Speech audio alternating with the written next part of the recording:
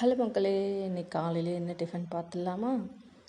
சூப்பராக இட்லியும் சாம்பாரும் வச்சாச்சு. இட்லி இன்றைக்கி பருப்பு சாம்பார், பாசி பருப்பு சாம்பார் வச்சாச்சு காலையில்.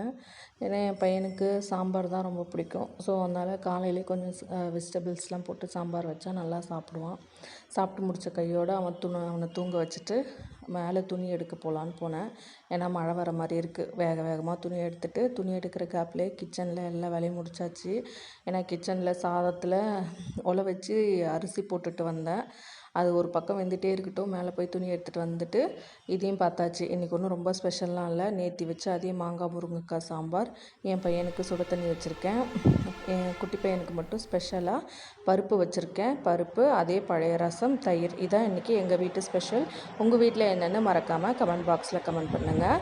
அதோட எங்கள் வீட்டில் பழைய சாதமும் ஸ்பெஷல். பாய்.